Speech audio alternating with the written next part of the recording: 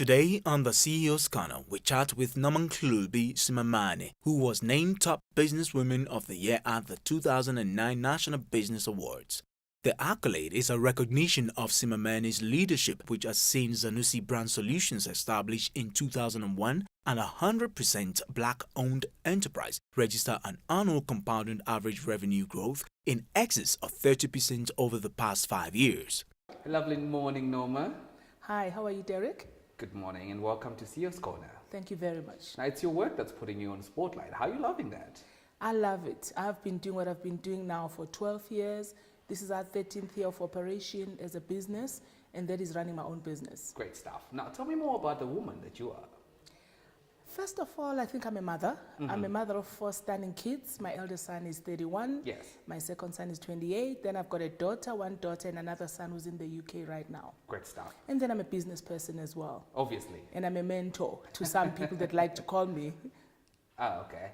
Now, tell me more about the drive. What really motivated you to start your own business? You know, at the time when I started my business, there's this whole thing around BEE in South Africa. And one of the things I hated was the fact that you had to go and put your money into somebody else's business, a company to buy a stake there, you owe the bank, and then you make them legitimate in the South African environment. And I was also very frustrated in the corporate world. Now, when it comes to that, with the experience that you've had, the first experience that you've had, 12 years, what is really the role of partnership when it comes to establishing a business? It's very important because you can't purport to be able to do everything by yourself.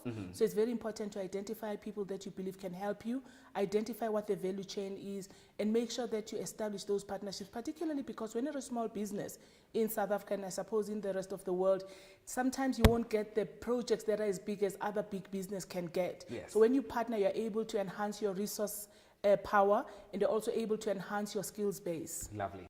In addition to extensive local and international marketing experience, 17 years in South Africa, Kenya, and the USA, Nomanhlubi has an excellent track record of building brands within Unilever and British American Tobacco, where she was the marketing director.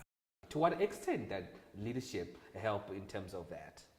It's very important as well because you need to know, I mean, as a leader, you need to know where you're going. You need to have the vision and you need to also identify what it is that you need to do to get there. So part of the thing is to identify that on my own, I can't do it. Yes. So it's important that I'm able to identify people like me who can help me grow and get to where I want to get. Now, talking about Noman being an island, I obviously know that you have so many people that you work with. Tell me more about your thoughts when it comes to employee appreciation.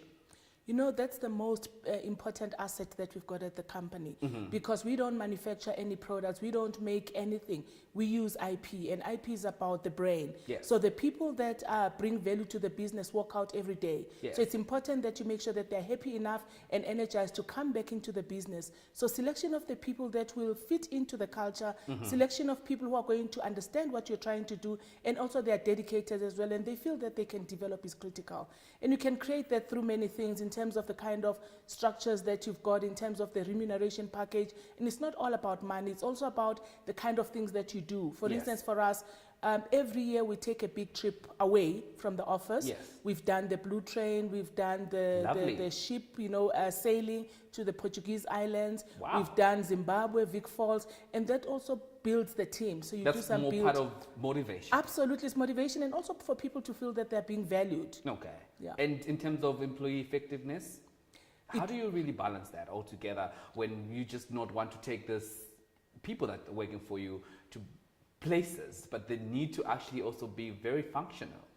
It's very important that you define what the business is trying to do and what it wants to achieve. It's important for people to understand what their role is in contributing to what the company wants to achieve. And it's also important that you have some kind of performance measures along the way. You reward those that do well, and obviously there's a little bit of a stick for the one that don't do well. And what is that? It's maybe not getting as high an increase as other people. It's maybe not getting a good rating, and nobody wants to be told they are not good at what they do, particularly when you've got a small company, few people, because everybody can see, you can't hide. Yeah. It's not like a big bureaucratic environment where you can hide and people are not able to see whether you deliver or not. No, we always feel good when someone pats you at the back and say, that's a good job. Absolutely, and nobody wants to be told that they suck. Now, moving on, I know that you've been part of several boards. What is it that you really learned about being part of that? What was very important, having been in the corporate world, I worked for British American Tobacco, both here in the US. I worked for Unilever, both here and Kenya. You find that you have a lot of resources around you. You're supported. You can go to courses. You can develop. Once you start running your own business, you count the pennies. And you want to make sure that whatever money you spend going out is spent effectively. So one of the ways to keep in touch with what is happening out there in the marketplace is to be a part of a board, because a lot of information is shared and we're able to learn from that. For instance, issues of governance. There's a lot of regulatory changes in South Africa today. So how do you keep on top of that? Because you can't afford to go to all these KPMG courses. So you, by sitting on the board, you're able to keep in touch with what is happening in the marketplace and also grow. Because when you're a CEO of a small company, where do you gain your strength in terms of development? Your people look up to you, but who do you look up to? So that for me gives me an opportunity to be able to interact with people who are the same as me and also gain and grow. Lovely. But also contribute because of the skills that I've got. Great stuff. She has served on several boards, including being the vice chairperson of the Association of Advertising Agencies, AAA, a non-executive director of Premedia Face-to-Face, Cash Build, Fortune Group, as well as a member of AAA Executive Operations Committee, ASA's Advertising Property Committee, and Advisory Committee for UNEP's United Nations Environment Programme. Now, if you were to say, does really someone's persona affect CEO's branding as far as the company is concerned? Absolutely.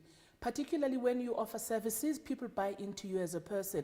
The way you project yourself, the way you carry yourself is very important, because that's what they buy. They want to look at you and have an impression. And hopefully the impression is to say, this person can deliver, she knows what she's doing, she's able to communicate, and I trust them. Wow. And then by trusting them, you believe you can give them an opportunity to work on your business. What are some of the, please continue. No, what is important, I mean, the communication, as I say, one of the things I always say to people is, when people ask you what you do, what is that one phrase that's going to make people say, I want to talk to her some more?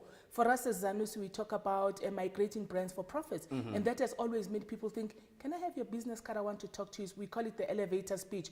It's important to know what it is that you stand for and what you do. And then, of course, the way you carry yourself, the way you dress up, and the way you project yourself is very important. It has to have the CEO's unique signature. Absolutely, but also most important is to deliver, because you can't go and present a certain persona and find that the delivery and the promise is not met. So, because that can kill your reputation. So it's a constant, ongoing attitude of making sure that you deliver, and at the same time you keep up to the promise that you get out there. That kind of gives me a bit of a feel about leadership.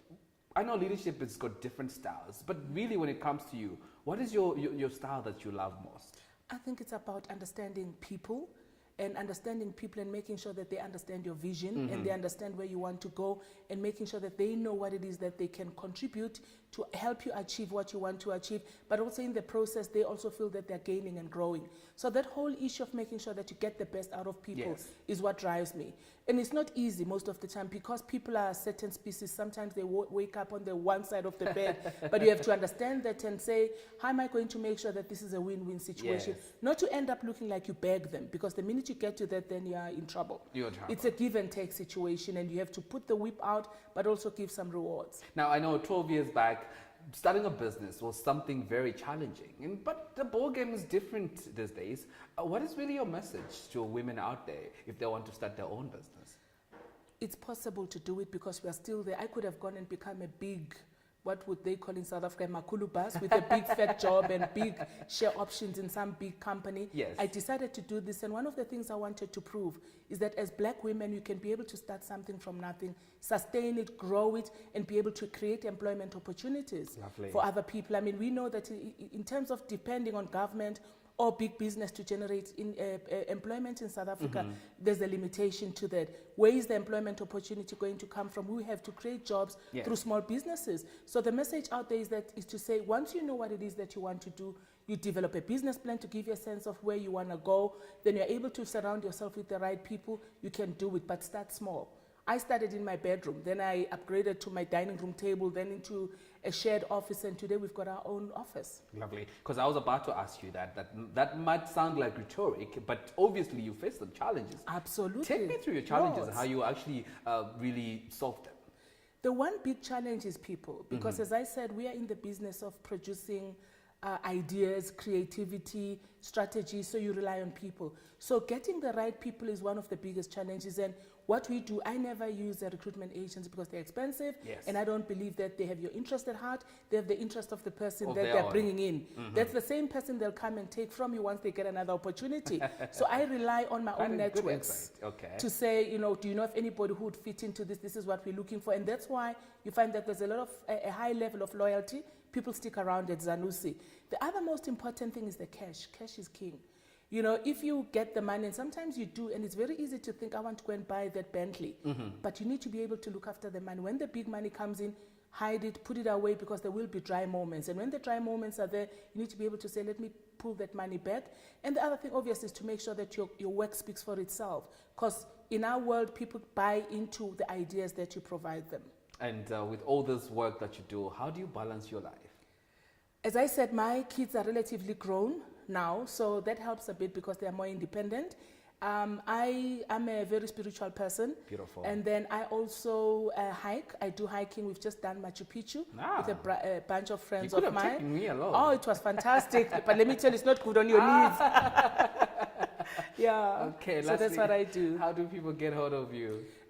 We've got the company Zanussi Brand Solutions. They can get us on our website, www.zanussi, which is zanusi.co.za, or they can phone our office, which is 011 886 0502. And of course, they can send us an email, which is zanusi@zanusi.co.za. Well, I should admit that I've been really inspired today. Thank you very much. Thank you, Derek. It was nice talking to you. Lovely talking to you. Beautiful stuff, Africa. Of course, you can start anything from nothing. The only thing you need to have is the belief, but also the passion, the drive to actually put that into reality. Till next time, Africa, have a lovely and awesome morning.